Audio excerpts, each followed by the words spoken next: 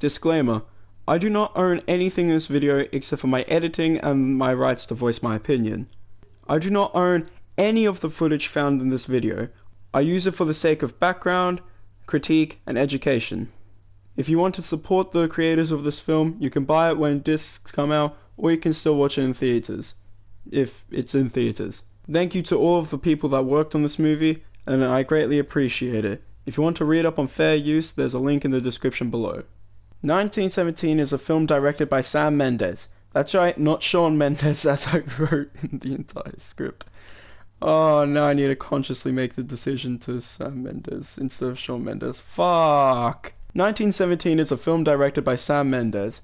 It follows the plot of two British soldiers needing to warn a battalion of 16,000 men that they are in fact walking into a trap set up by the Germans, and they have to reach this battalion before sunrise, or I think it's sunrise, could be sunrise or the morning.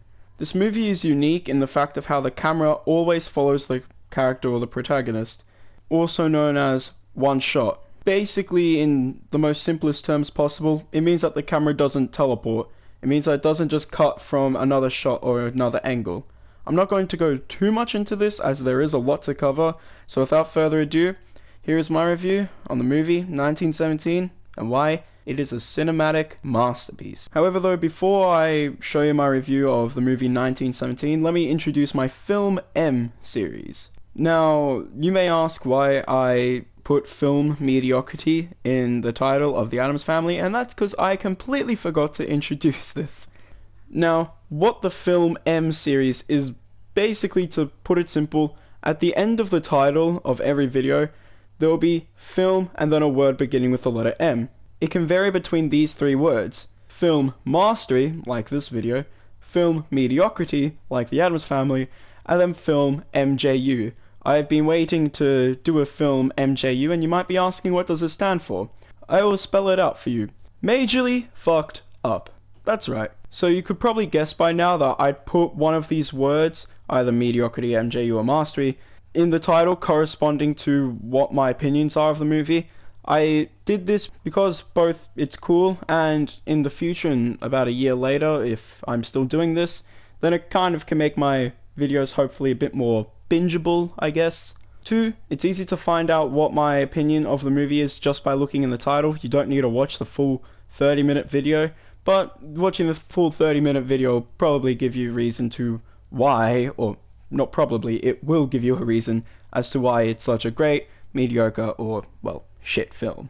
And also 3, if you just want to watch my bad reviews on movies and why they're bad, you can easily just search up Film MJU. If you want to search up my mediocre ones, Film Mediocrity, and if you want to search up my good ones, Film Mastery. They will all still be a part of the same, I guess, series.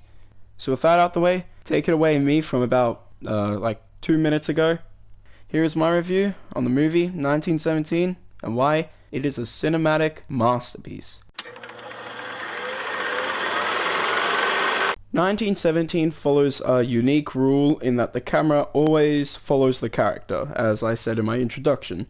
When I heard that Roger Deakins was doing the cinematography for this film, I clenched my butt cheeks like I was being told I was going to lose my virginity. I honestly love his craft. I think he's one of the most talented and best cinematographers to walk the face of the earth. I always look at his style of cinematography as beautiful. He never wastes your time. If he has the camera stay in place for 2 seconds longer than needed, then there's probably a reason why. Maybe those 2 seconds were to stir more emotion in the audience. Witnessing a character cry or feel joy just for that bit more longer can make the audience care more about that character. It gives us time to react and build a bond with that character, even if it's only just 2 seconds. Now, before going into this, I'm just going to clear up some misconceptions about the one-shot camera. No, this doesn't mean that the movie was done in one take. That's unreasonable. And no, it doesn't mean that the camera is locked into place. What it is instead, like I said before, it doesn't teleport, giving the illusion that it's all in real time or in one take. Basically, to better visualize it, if the camera is placed behind the character and the director wanted a shot from the right closing in on the character's face, the camera wouldn't go through warp speed and cut there. It will go from A to B in a fluid, smooth motion. This style of cinematography is done to display the full atmosphere of the protagonist's surroundings. Witnessing just how many craters, kilometers of barbed wire, tells the audience that some shit has gone down or that the area that the character is entering is potentially dangerous. Combined with a likable character, it can make the audience root for him or make us want to see him overcome this obstacle.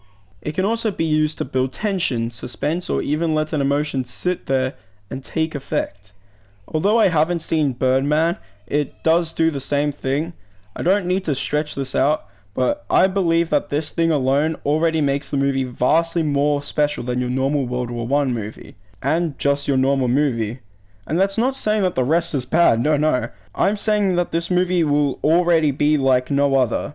I personally think that the cinematography in this movie was amazing. It's nice to see something more than shot reverse shot during a conversation, or the camera being yanked from our likable protagonist, cutting into a tank smashing down a wall. What is this, Battlefield 1? I like this as it forces the cinematographer, director, and even the writers to think of creative ways to show the movie, to display the atmosphere, and to be more creative. I think most movie producers should keep this in mind. Not necessarily using the same style, like the one-shot take, but use longer shots. Show the world the atmosphere that you're presenting, instead of having 50 fucking cuts a minute. I'm looking at you, World War Z, fucking asshole. Give me more time to relate and build a bond with the character I'm meant to be rooting for. Give me more time to soak up the atmosphere that you have presented in this either fictional or non-fictional world. I think the one-shot camera, as everyone is calling it, works wonders with the setting and plot. The lighting in this movie is genuinely thought out and really creative. The dark orange from the conference scene to give us a sense of urgency, or using flares to see a city in the dark. Some give this movie flack for its obvious breakpoints, or that's what I'm calling them. It's basically when the camera goes behind something like a rock or a bench, so then the actors kind of have like a break, or you can tell that it's the next day of shooting, because obviously this thing wasn't done in one shot, or one take, sorry. It was done in one shot, but it's not done in one take. There's only really 2 times where I actually didn't like the breakpoints, and I thought that they were really obvious and really cheap. One of those times was a bit more subtle. It was that scene where Will jumps off the bridge, and it's kind of got this average CGI scene. I think that was, the CGI could have been a bit more better. But the big offender is when it just cuts to black after he gets shot. I think that they could have handled that much more better. What they could have done is he gets shot, the camera stays on his face, and then cuts back to the exact same position just at night. At least then it's still kind of one shot, and also it just makes a lot more sense. Or they could have done something out of Happy Death Day and have those scenes where when Will is falling down the stairs, as he's falling, it transitions from daytime to nighttime. I don't know, just something more than just cutting to black, because that contradicts what you were going to do. So this really isn't a one-shot movie, it's a 2-shot movie. And also, it just looks amateur and ugly. You could have done something so much more better. The scene after it is so creative and so beautiful, and then you just ruin it by having this fucking cut to black? Why? Overall, the cinematography for this movie is amazing. It's beautiful. It's honestly revolutionary.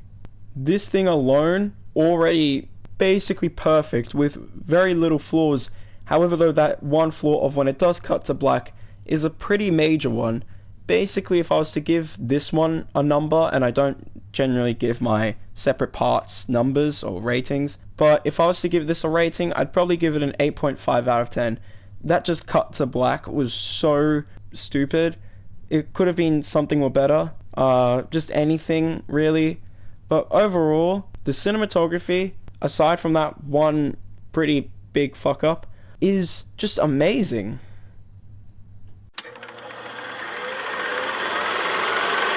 World War I was the biggest and worst war that mankind has ever seen to that day. Every nation had some cool new toy that they wanted to try out. Mustard gas? zeppelins, big boy artillery guns. It was and still is the biggest loss of life ever. Getting stripped out of bed to be literal cannon fodder for artillery, machine guns, that's scary. 60 million soldiers and civilian casualties. Once beautiful fields, nothing more than a mass grave of tens of thousands. This is World War I, and 1917 is based, well, during World War I, close to the end of it. Now, does 1917 get this atmosphere right? Fuck yeah. In the scene where the boys are moving through no man's land, corpses litter the place. Not enough that we become desensitized to it, but enough to make us say out loud, oh shit, that's harsh. I don't want to be that guy. It makes the audience want to cheer for the character, so then he doesn't turn into one of those background bodies for someone else's adventure. In storytelling, especially movies, if you're going to show things like violence and drugs and sex, it can't just be for gratuitous reasons. It can't just be for wow factor. There must be a meaning behind it. Do they fight to protect their families, or do they blast off surrendering people's kneecaps for revenge? This movie shows you true and well that the carnage here is just an everyday process, combined with the cinematics, and you made a simple set piece have infinitely more meaning to it. You feel a almost loss of hope as the audience, which makes it, in turn, more interesting to see the character push through. And it's not just corpses too. They use their environment to their advantage, hide in craters, run into rubble, use dead horses as guidance. It makes the world created, the world we never experienced, feel more real. The fact of how people did endure this is daunting, and makes the movie feel a lot more realistic and believable. And I say that they show the violence really well. They don't have your classic bad guy German raping a mother and her child, then eating them or whatever the fuck Hollywood thinks of. You witness the aftermath of these great battles. The movie forces you. It uses your senses, hearing, sight, hearing the footsteps and the sludge of mud every time that they step, and seeing the mud and witnessing the mud just consume bodies, witnessing craters everywhere, full to the brim with muddy water. It makes the movie seem like that it has a lot more hidden meaning and a lot more impact than it otherwise would have. Now this is something really unique and something I loved, all in caps lock, love about this movie. It has different environments and each one is significantly different to the last. From the green plains to the dirty brown trenches, every meter getting more dirtier, more muddier, more rugged.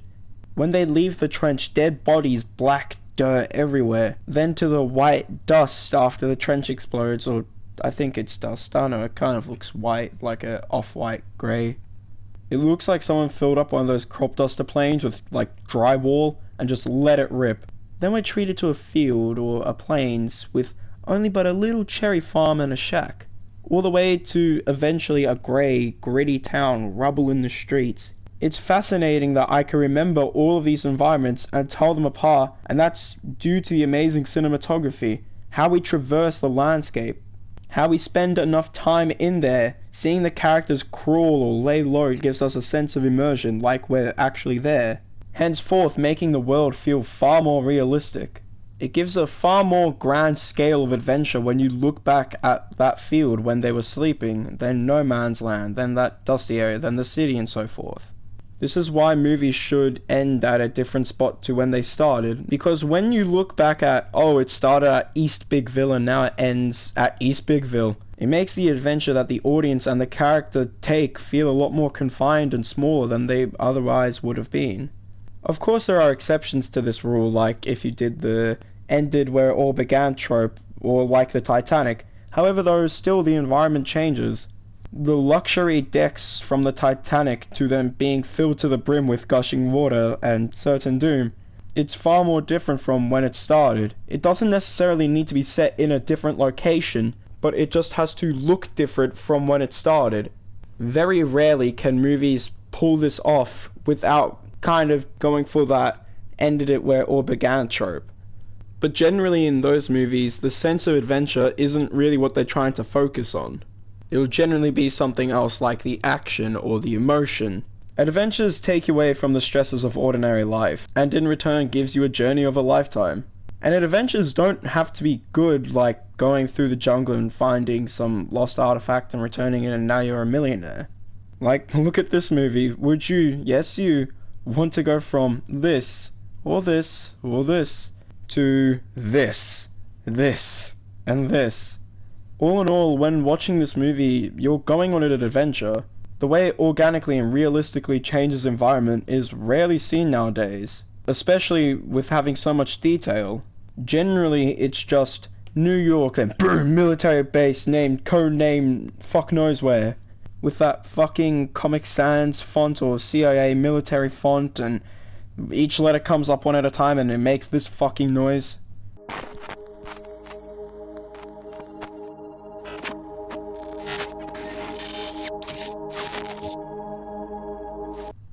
Like, can we actually stop that, please? It's really annoying. I don't want to see it in every movie I watch. Thanks. And the multiple detailed environments of this movie work really well due to how they shoot it. It never makes you feel like that you're at a place for too long, and the fact of how we see every step traversing through the environment builds realism and a sense of adventure. It makes you feel like that you're in the world. The atmosphere of this movie is superb, and the way they utilize it and show its full potential is amazing. By far, this and the movie's one-shot camera is by far its strengths, and it plays those strengths really, really well.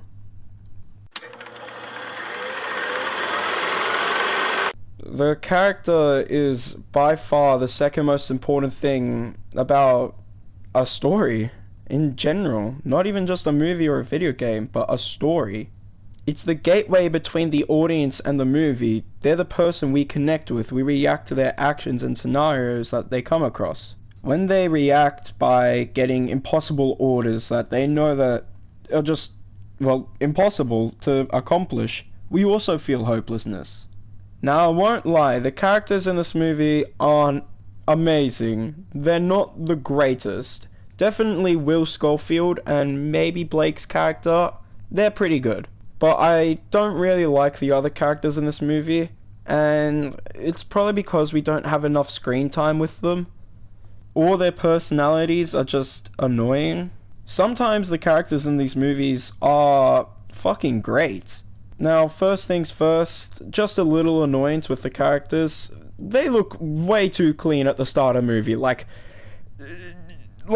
you look like squeaky clean. You could argue that these guys probably didn't have a battle that day or that week even. Sure, but showers and baths are not an everyday occurrence, especially in World War I. You'd probably have some dirt on your face from 3 battles ago, and probably even months ago. Also, these boys had to have been digging the trenches or fighting or getting into brawls with other soldiers. Trust me, these boys would be put to work every 3 seconds. Anyway, let's finally get on to the actual characters. Now, I actually don't know this character's first name. I'm just going to call him Blake, even though they does have a brother named Blake because it's their last name. And I just can't be fucked to rewatch the movie just to see what his name was again. So I'll be referring to the younger brother as Blake and his older brother as Blake's brother throughout this review. I know that that's not their actual names. Their last name is Blake, I know, but I just can't remember their first names because we never really hear it in the movie. Anyways, getting on with it. Blake is your slightly pudgy comic relief. However, we really don't see him be that funny. I can only remember him telling 2 jokes, yet at the end of the movie, Will Schofield says to Blake's younger brother these exact words: "He was a good man, always telling funny stories." Well, no, he only told 1 funny story, to our knowledge. In fact, it's kind of bizarre, especially at the start of the movie. It's like 5 minutes ago he was all serious about getting to his brother, but now he's just making jokes? Like, okay, whatever. Now, I didn't know who the main character was. I only watched like 15 seconds worth of the trailer, and that was from YouTube ads. So it was really awesome, yet confusing, trying to see who the main character was, but kind of confusing in a good way. It was actually very cool to see the main character be that side character. However, unlike most movies would do it, they give him enough backstory and enough character and personality to make him not just a throwaway friend character sidekick, but now you have to care about him. It's genius to have the main character torch be passed on to Will Schofield, a character we still cared about and now is going to take charge and deliver that message all on his own. By the way, this is after Blake's death, if you didn't realize. You can see an example of this during the scene where the rat trips the trip mine, and Will is just covered in rocks and, well, drywall. It's nice to see the one saved be the one saving people. I didn't really find any character traits, aside from Will's, memorable. I can understand why there might not have been many funny or even sarcastic characters, as it's either cliche or just doesn't fit the bigger setting. That is, World War One. But maybe just give one a fear of heights or spiders, rats. Give them a bit more personality. A personality isn't just welcome people with open arms or do they have a sense of humor. It can just be something like a fear of something, or maybe a main goal that they really want to accomplish. Maybe they want to have a wife and kids. Maybe they just want to find honor and glory in this godforsaken war. But either way, I do like Will's character. He's brave and actually kind of wise at times, displayed mainly by the introduction scene where Will is telling Blake to wait for the night.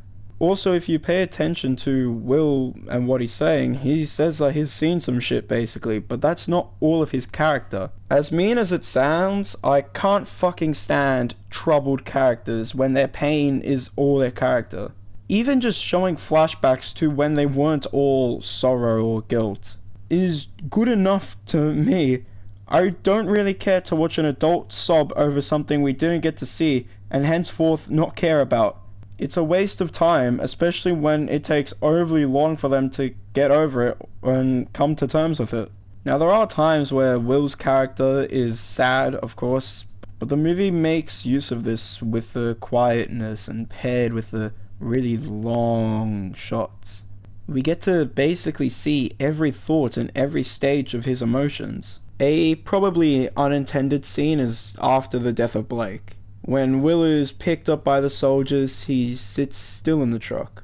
The men are talking and making impressions of a general. However, though, the music just plays that little bit louder and Will doesn't really react to anything that these guys are saying. So you have some awesome music and a more somber moment, but whilst still having a pretty funny impersonation scene. Overall, I disagree with the fact of how the characters are lacking. The characters are probably the weaker part of this movie, but there's definitely no Tommy Wiseau from The Room. Basically, they're not bad. Will Schofield is terrifically acted. Actually, speaking about the acting, many people say that the acting in this movie is dog shit. Well, no. You're dog shit. The acting in this movie for probably the first 30 minutes is standard, but that scene where Blake dies, holy shit! That was honestly one of the most realistic death scenes in a movie ever.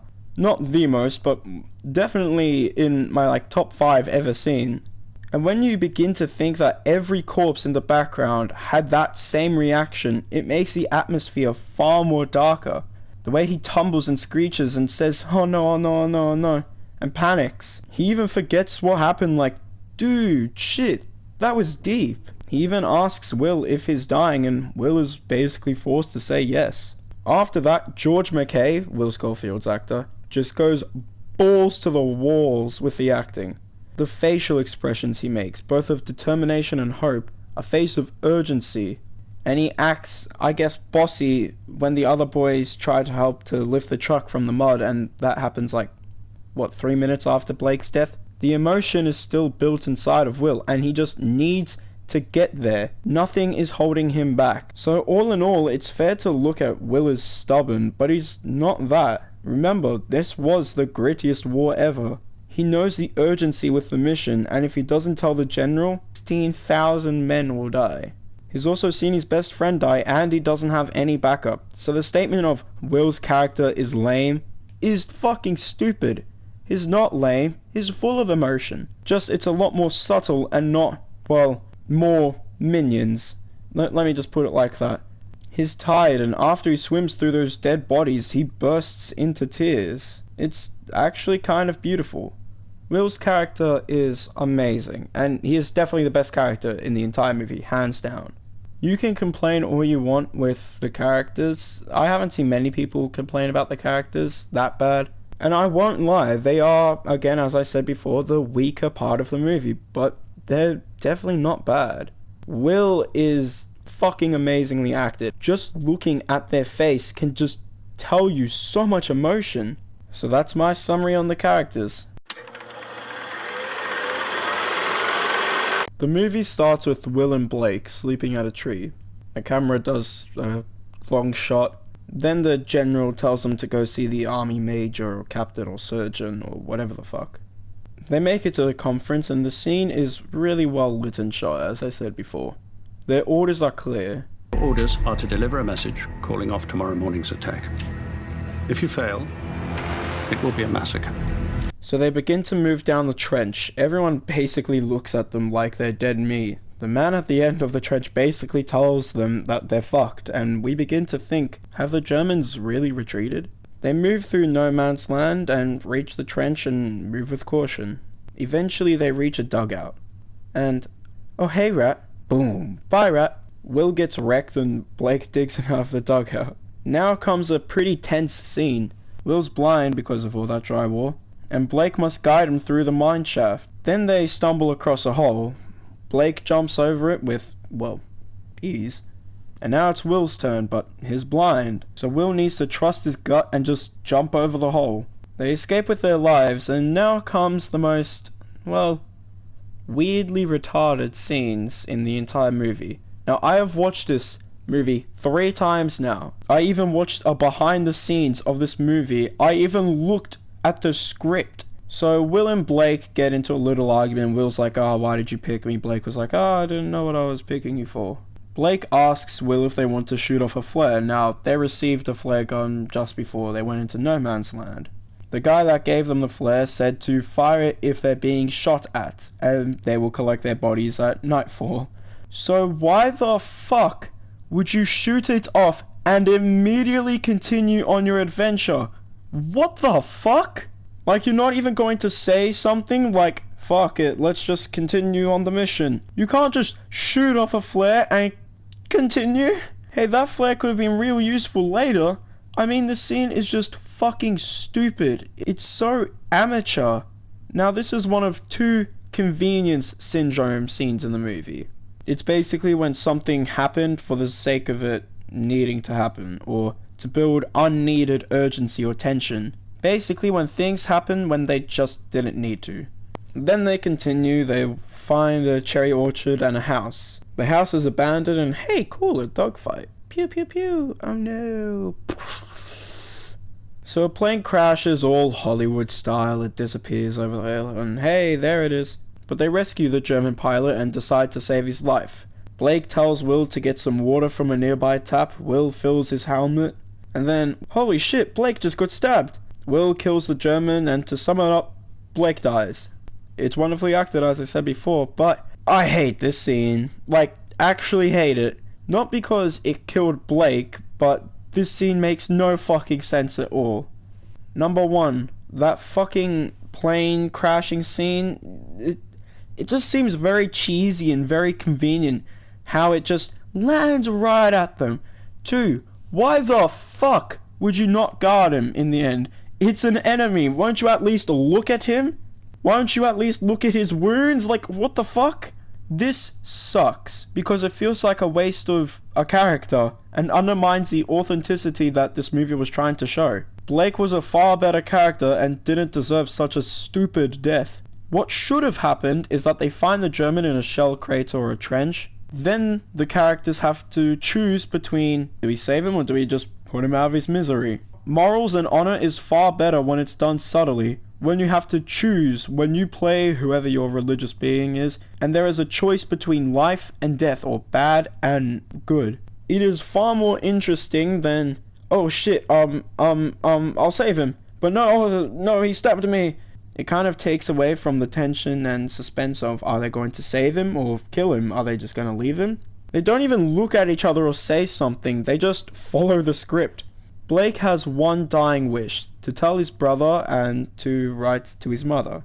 Then, not 1 minute later, like 5 seconds later, A whole battalion comes across to conveniently pick up Will. Convenient, don't you think? We barely hear them as well. First it's 2 soldiers, okay. Then 2 soldiers and a general, I think.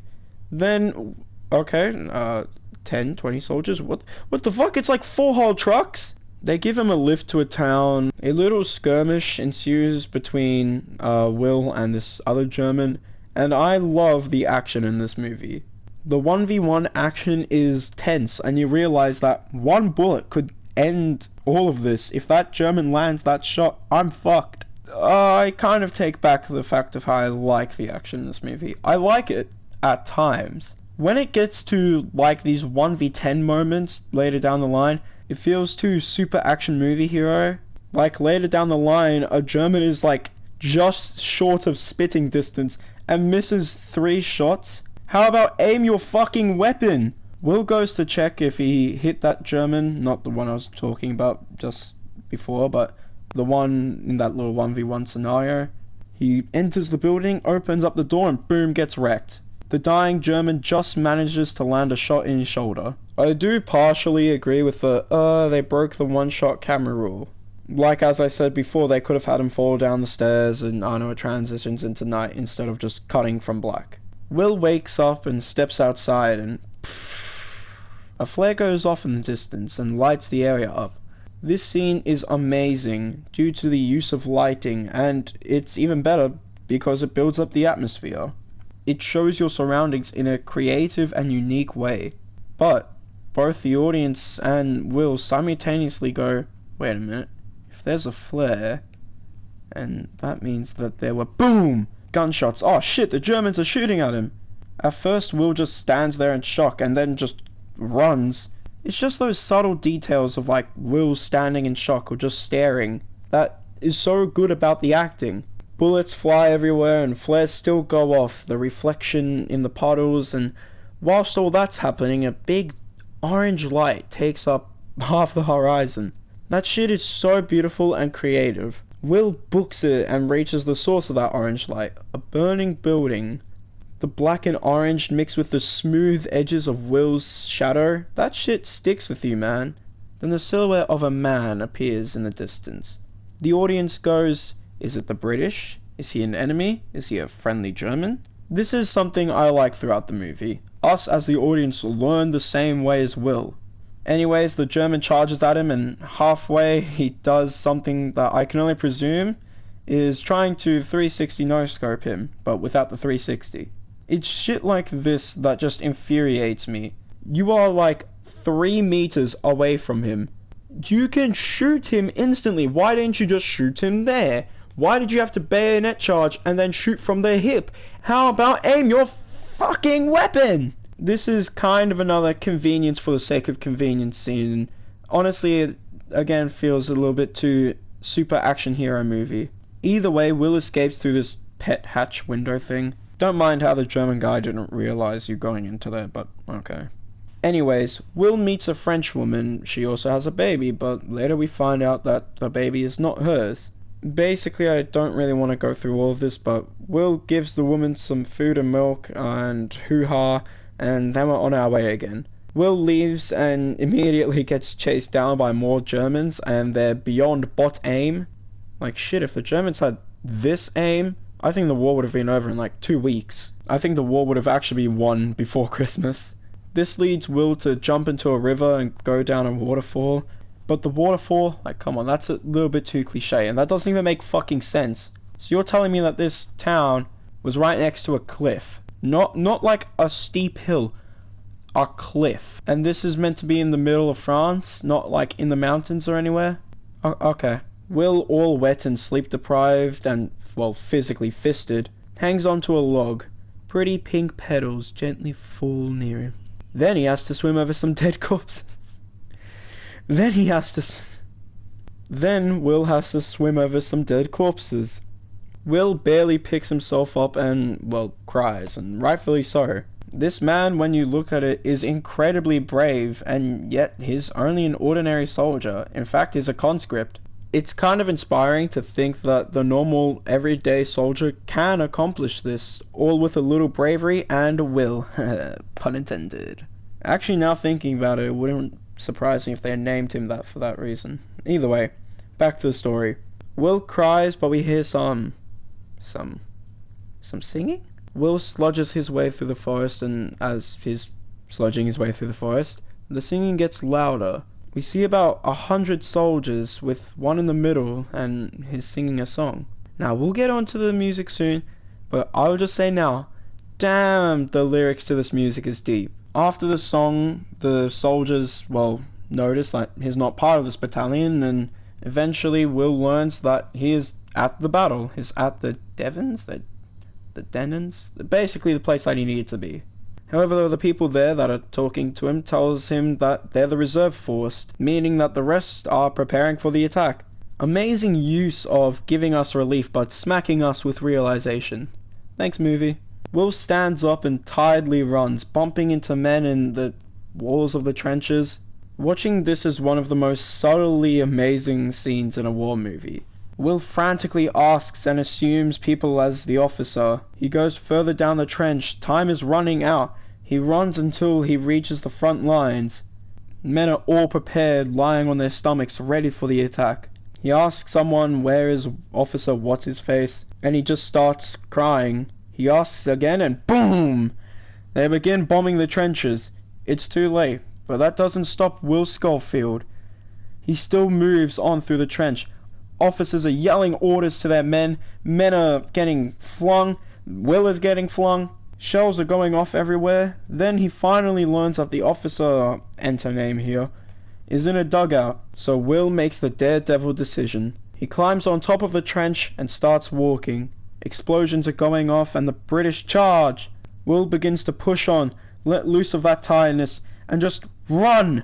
He runs, troops run into him, explosions go on into the background as the camera slowly pans backwards, showing off the grand magnitude of this charge, showing that if he was 5 minutes earlier, he would have saved all of these people that you see on screen. You get to see the severity of this charge without kind of being told. Knowing every soldier on screen is running towards a trap, and witnessing all of this, them running, and when Will makes his way to the infirmary later on, is amazing. I love how this scene isn't just explosions for the sake of explosions. It has a deeper meaning, and you know that you are going to bear witness to a massacre, because that's all that war is, a slaughter. Will breaks into full sprint, and can I just say the stunt work that either George McKay or whoever had to do for this, it's really good. He full on flings himself, fucking somersaults, it's amazing. He narrowly makes it to the bunker. He runs in there, but two guys try to stop him. I really wish that he just punched them in the face. He tells Officer whatever the fuck to stop this attack. At first he's persistent, convinced he has them on the run. Then he's warier. He orders his side bitch to go grab those letters. He reads them for 1 second and, you're not even gonna read the entire thing. You just looked at it. You looked at it for 2 seconds max. The officer's face just droops. He realized that he just sent off thousands of boys out to slaughter. The death and grief of thousands are now on his hands. He tells his side bitch to call off the attack. Officer Who Cares tells him to fuck off, but not before giving a pretty meaningful one-liner. Will asks the side bitch where Blake's older brother is. Side bitch gives the sense that he might have died charging with these men, and Will accepts this but still continues. I just love that about this character. No matter how much odds are against him, no matter what he is facing, he will look death in the eye, he will look hell in the eye, and say, "Try me, bitch." After asking around for a bit, he eventually finds Blake's older brother. Then what follows is probably the most teariest scene in the entire movie. Basically, that means saddest. Will tells Blake's older brother about Blake's death. I can't begin to explain it with words. It's heavy. Seeing an almost genuine performance is kind of sad. Now obviously he won't break into tears, and you don't need to cry to be sad. You just need to be sad. Will even shows Blake's dog tags, and it's very heartbreaking. All of this build up was such a beautiful payoff. I like how they don't make it a big scene. Blake's brother doesn't go, "No!" on his knees whilst the stock thunder sound effect plays. It's just wet eyes, weak face, looking away and side to side, and a handshake, knowing that his brother has finally succumbed to the enemy. Knowing that when he returns home, he's got to tell his mother. The movie ends with Will sitting next to a tree, closing his eyes and going for a well-deserved sleep, ending it how it started. Overall, 1917's plot and how it executes it is phenomenal. This movie is criminally underrated. There are some scenes in this movie that will stick with me for the rest of my life. Whilst there are very amateur plot holes and convenience syndrome, I don't think that it dampers the entire experience. All of the things I've just talked about, all of those 4 things I've just said and given my opinion on, work in synergy with each other, and that's beautiful. That is movie creation at its finest. Because these things combined create one of the most interesting war movies ever, and one of the most interesting movies ever. I gave the music its own little part, and yes, it could have been in the atmosphere section, but damn, the music for this movie is just amazing. I need to think of new words for that. It is wondrous. Yeah, it's amazing. Sound is an important part of movies. Even when there's no sound at all, it's still sound. Whether it's gunshots to rain to the engine of an old 1970s car, sound is important, and that covers music. Many movie makers will detest this fact or even agree with it, but music is a cheat code if there ever was one. Music has been an essential part of our culture and tradition as humans. Music can bring out the emotion in someone. Sometimes hearing music makes us think about the good times, the bad, and the future. In movie sense, this can lead us to think the character's thoughts, display empathy or sympathy for that character. So the big question, is the music in this movie any good? Fuck yeah, it is. This movie's soundtrack is amazing. It literally perfectly reflects the slow, somber themes of World War I. The anticipation. However, though, it also encapsulates more action scenes really well. And I don't mean action as in shooting, but more like running or searching a building, going into no man's land. Some say the music is sometimes out of place, and I'd only slightly say that for the scene where they check the German trenches. That was a tad off, but overall it was still kick-ass. The music felt eerie at times, like all the dead souls of no man's land were watching you step over their lifeless corpses.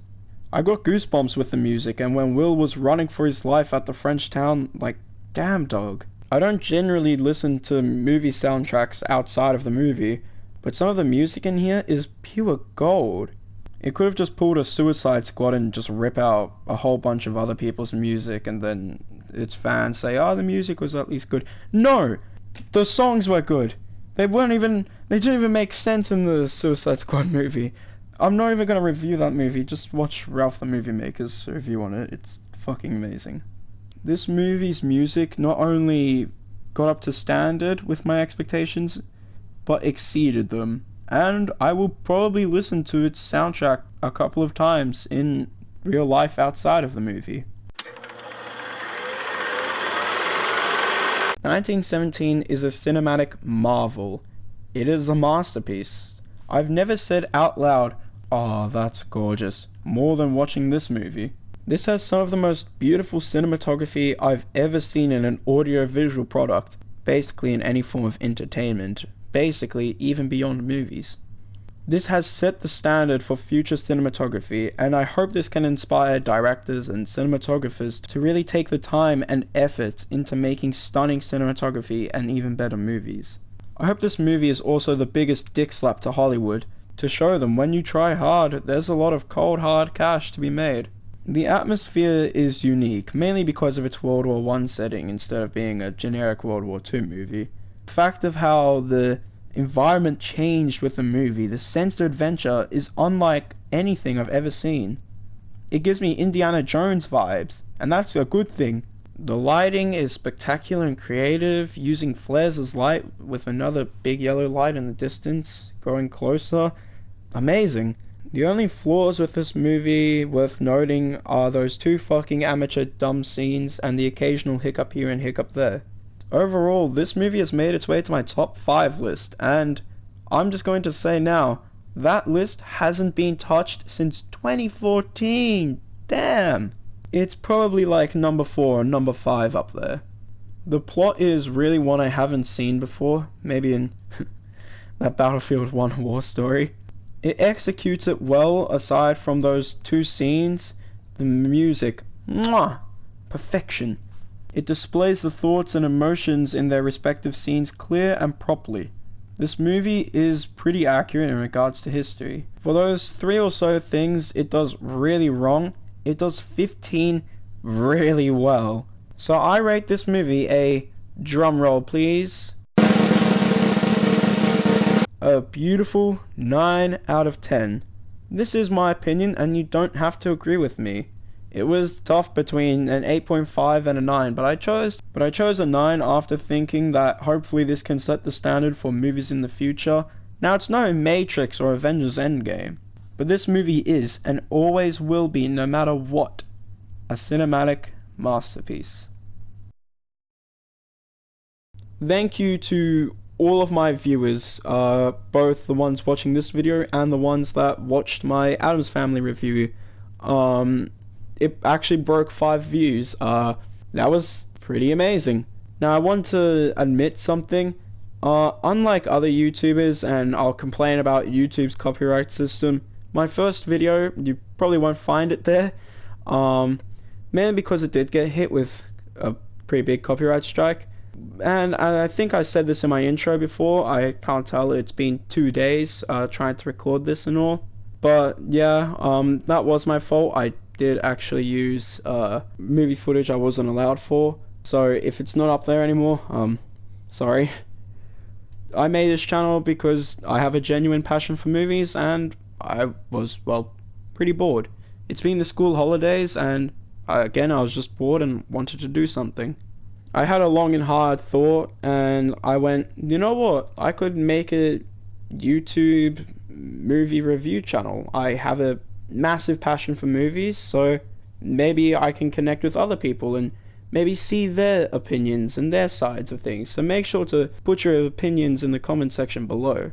Revealing some plans and a roadmap, I guess. My plans with this channel is I'm going to take a break from movie reviews.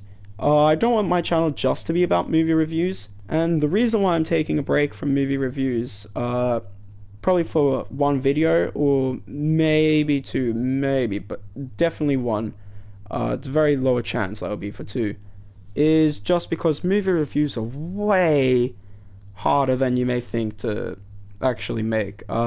This video took like 9 days, 10 days, 11 days to make. That's just me estimating the editing phase. I'm also planning to review other movies as well. I'm planning to make a Frozen 2 review. Yes, I know. I'm planning to make my first MFU video, or film MFU, film majorly fucked up video. Not with Frozen, I know, but I'm planning to find a bad movie for my film MFU series, or my film M series, and there is a really big video coming up, and I will be discussing Chinese knockoff movies. Yep. That video will probably be an hour or 2 long. So yeah, make sure to also tell me what are some knockoff, they don't necessarily need to be from China, but knockoff Asian movies that I can watch, and I will actually purchase them with my own money and give my honest, genuine opinion. I already have 1 movie that I am going to cover, but just try and give me some other ones, and I'll see you guys in the next. Actually, wait, before I do that, I do want to put a little disclaimer thing. Videos will be coming out probably a bit more later than they otherwise would be, because the holidays have basically just finished in Australia. There's only like 1 or 2 days left, and school's gonna start up, and well, I'm in high school, and school sucks dick. So that would take a lot of time away from my YouTube reviews. But I will still make them. It will probably be a video every week and a half. So every 10 days there will probably be a video up. Obviously depending on how big it is and stuff, but unlike other YouTubers, I will keep in touch with you guys. This movie was a blast to review, and I do mean it. This movie is amazing. There'll be a link in the description for all the clips I used. There will be a link for the trailer, and there will actually be a link to a soundtrack playlist if you do want to have a listen for the music. If you do actually want to listen to the music on your own record. And thank you all. Peace.